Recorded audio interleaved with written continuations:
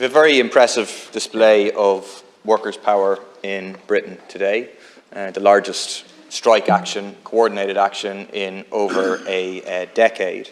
Teachers, train drivers, civil servants and many others withdrawing their labour. In the north, UCU members who are working in higher education are on strike. That's a strike that is about pay, but it's also about investment in the future of higher education.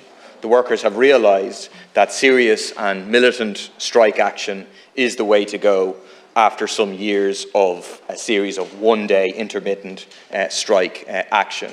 In the north, that comes after a wave of strike action that we've seen, including hospital staff in particular, and a coming wave including teachers, firefighters and others.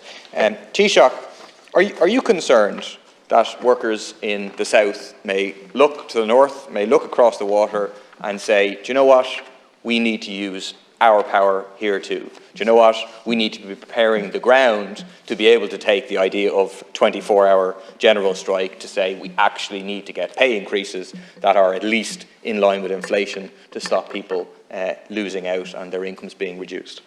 The government continues to communicate its deep concerns about what's happening and the unilateral approach being taken by the UK government.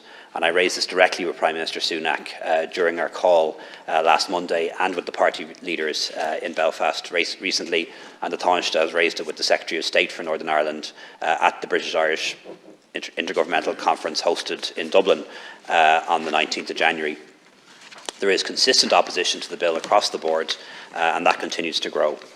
I am obviously very aware of the strikes that are happening at the moment in Northern Ireland and in Britain. Make the point of watching the British news any day that I can.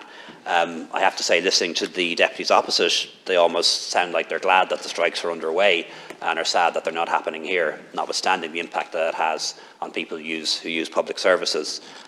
Something a trade union leader said to me once is something that I really identify with. And I remember him saying to me that any strike is a failure of industrial relations. And while it is easy to go out on strike, it's much harder to settle a dispute because that means having to sell to your members less than what they have been demanding. And I thought that was a very pertinent comment, and that wasn't from me, that was from a trade union leader. And there are very big differences between what's happening here and what's happening in Great Britain.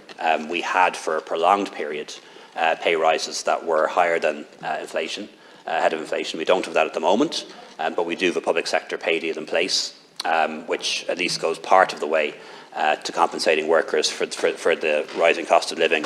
And while in Britain they're effectively back to austerity and are increasing taxes and reining in public spending, because we've managed the economy so well, because the public finances have been managed so well, we're in a very different position, and we've been able to reduce income taxes and put in place cost of living measures that have helped soften the blow. But I absolutely hear the concerns that workers have, that prices are now rising faster than wages are rising, and that is a problem, and I acknowledge that.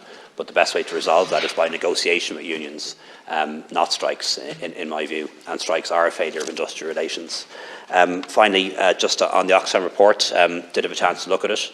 I acknowledge that it's based on net wealth, not gross wealth, and that's something that I'm glad was clarified. But I think I heard you use the term modest tax rates. My reading of it was that they were proposing tax rates of 60% or more. And I don't think most people in the country would regard a 60% tax on anything or anyone as being modest. And the biggest risk of taxes of that nature is they drive people abroad. They drive wealth abroad, and they drive investment abroad. And that's why wealth taxes generally haven't been successful where they've been tried.